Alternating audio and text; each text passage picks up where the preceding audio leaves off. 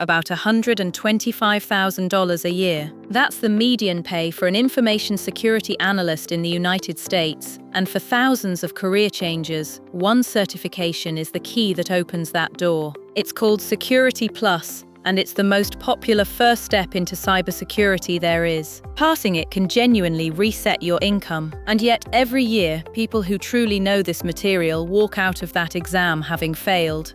Not because they weren't smart enough, because they studied it wrong. There's one strategy mistake that sinks strong candidate again and again, and by the end of this, you'll know exactly how to dodge it. This is Erica, and let's start with what you're actually signing up for. The Security Plus exam is up to 90 questions in 90 minutes. So call it about a minute a question, but don't treat them all the same because they really aren't the same, and the bar to clear trips up almost everyone. You need 750 to pass, but on a scale that runs from 100 to 900. That's a scaled score. Not 750 questions right, and not 75%. CompTIA never publishes a fixed count of correct answers, so the goal is to be genuinely comfortable, not to scrape a line. I'm Lewis, and I'll offer the long view. This exam has a reputation for being hard, and it earns it, but it's passable. People with no computer background prepare properly and pass on their first try all the time.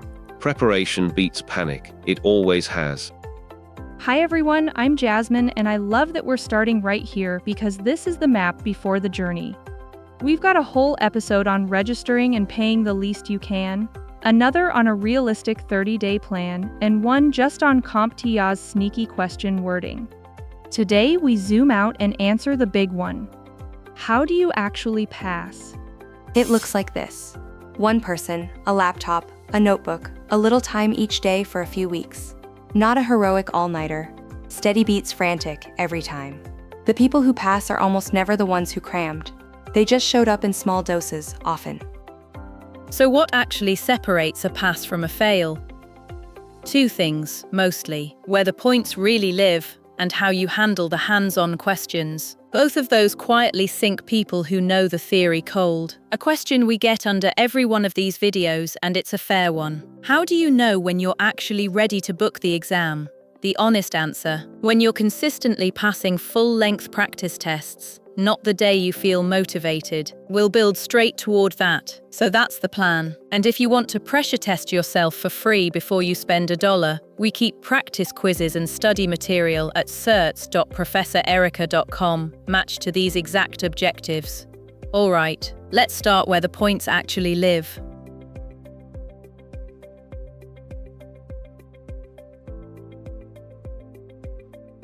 Domain 4, Security Operations, is 28% of this exam. More than one question in 4. That single fact should reshape how you spend every study hour, and you don't have to take our word for the split.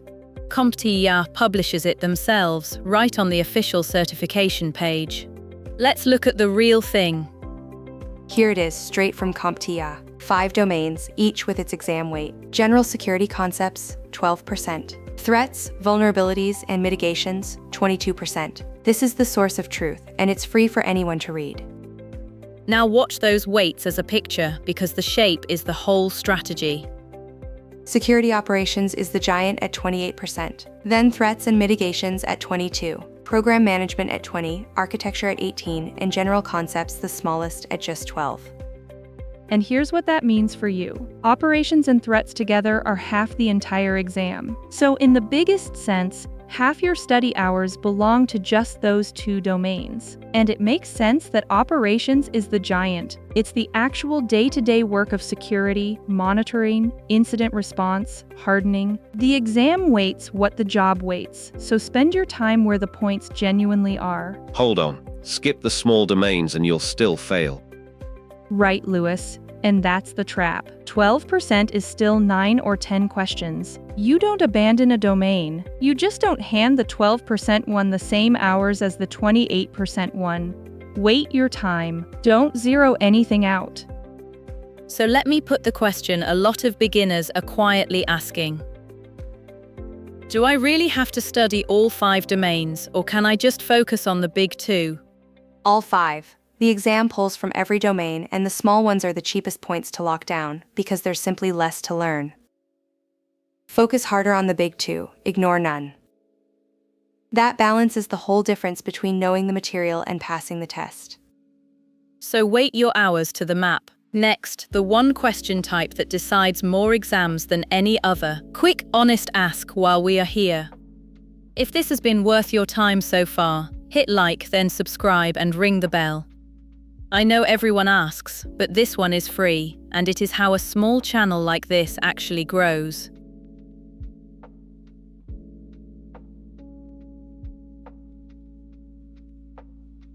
Performance-based questions are the ones that decide this exam. They're worth more than an ordinary question. They usually show up first, and they'll quietly eat half your clock if you let them. A performance-based question isn't multiple choice. It's a small hands-on task. Configure a firewall rule, read a log, and spot the attack. Drag the controls into the right order. You don't pick an answer. You do the thing. And that's exactly why they carry more weight. You can memorize a definition. You can't fake actually doing it, which is the whole point. This exam is checking whether you could do the job, not just talk about it.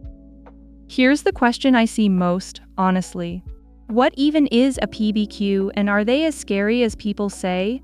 They feel scary because they're first and they're unfamiliar, but they're fair. If you've practiced the skill, they're the most winnable points on the whole exam.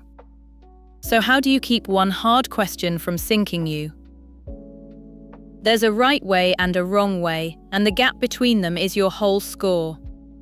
Here's the wrong way, in red. Grind every performance-based question in order, in full, before you touch anything else. You burn 20 minutes on a nasty one and never even reach the easy points waiting at the back. The right way, in green. If it's quick, do it. If it's a monster, flag it, move on, and return with your leftover time. Never let one question hold your whole score hostage. And that one habit, flag and return, saves more passing scores than almost anything else. It isn't about being faster. It's about never getting stuck. So that's the how. But underneath all of this is a bigger fight. How long should you even study, and how deep? Our team genuinely does not agree on this one, and it's worth hearing both sides out.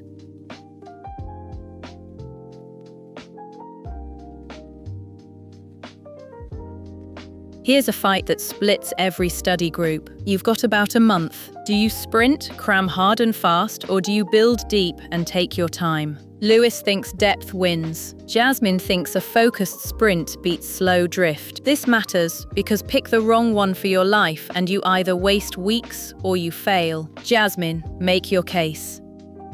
A focused month beats 3 unfocused ones.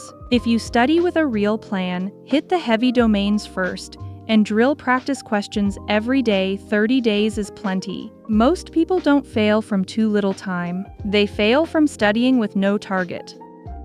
A month can pass you. It can also hand you a certificate you can't back up on day one of the job. I'd rather you understand why a firewall rule works than memorize that it does. Depth survives the exam. Cramming evaporates the week after. Let me push you both. Jasmine, does the sprint actually work for someone with no IT background at all? Less well, I'll concede that. If you're brand new to computers, 30 days is brutal. The sprint works best when you've already touched networking or a help desk job. For a true beginner, give it more like 8 to 12 weeks. And even then, depth is what the hands-on questions punish. That's fair. You can't cram a performance-based question. You can either do the task or you can't. So you two are closer than you're admitting. Lewis, is there anyone the fast sprint is genuinely right for? Yes, someone already working in IT who can study full-time for a few weeks. For them, speed is efficiency, not a shortcut. My only worry is the beginner who mistakes cramming for learning. So here's my honest verdict, and it isn't a dodge. Both genuinely work, just for different people, and the smart play is simple.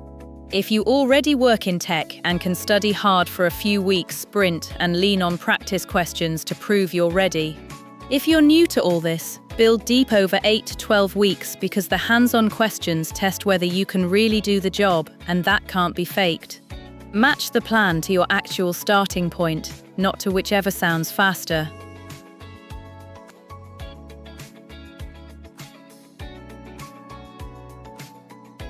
So let's turn all of this into a plan you could start tonight. 4 weeks if you already know some IT. 8 to 12 if you're new to it. Same shape either way. And the shape matters more than the exact number of weeks. Let me lay it out. Weeks 1 and 2, you hit the 2 giant domains, operations and threats, because that's half the exam. Week 3, architecture and governance. The final stretch, the small domain plus daily hands-on practice. And the last few days, full practice tests and review, nothing new. And every day, no matter which week, you do practice questions. That daily habit is what turns reading into remembering. 20 minutes of questions beats 2 hours of rereading your notes. One more thing the calendar hides. Leave real time to review your wrong answers. The mistake you finally understand is worth more than the fact you reread. That's where the score actually climbs. Then comes the day itself. But most of the fear is just the unknown, so let's remove it. Here's the room. For most people, it's a testing center like this. Quiet rows of workstations, 1 screen, 1 keyboard, a proctor watching. No printed booklet, no pencil. Everything, including the hands-on questions, happens right there on that screen. And a few days of rules that catch good people out. Bring 2 valid IDs and arrive about 15 minutes early. Show up late and that seat can be forfeited, voucher and all, and read every question all the way to the end because CompTIA loves the word best. The trap is a right-looking answer that just isn't the best one.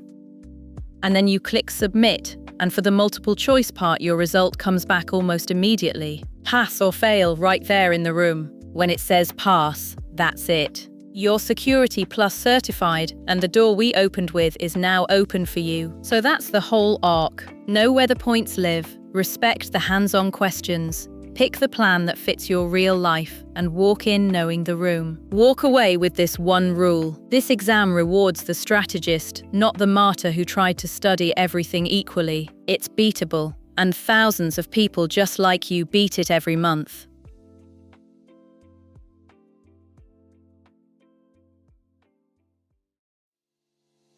So that's how you pass Security Plus. Not by memorizing everything equally, but by spending your hours where the points live, respecting the hands-on questions, and picking a plan that fits your real starting point. Do that, and you're not gambling on exam day. You're ready, and you'll know it. My one takeaway, the small domains are the cheapest points on the exam. Don't skip them. 12% is still a handful of questions you can lock down fast. Mine's simpler. Depth outlives the exam. Learn it well enough to actually use it, and passing tends to take care of itself. And mine, do practice questions every day. That's the quiet habit that carries the whole thing. And if you know someone frozen at the starting line, not sure where to even begin, send them this one. If a free, complete Security Plus course is what you've been hunting for, subscribe and hit like so the next episode finds you. And grab the free practice quizzes at cert.professorerica.com to test yourself between videos. Here's the one only you can answer. Are you giving yourself 30 days or building deeper over a few months? And which domain scares you most? Tell us in the comments because your answer shapes which deep dive we build next. Small definitions, well placed, save large explanations later. That was a strong episode, Emma. The students are in good hands. This is Professor Erica. Thanks for watching and signing off.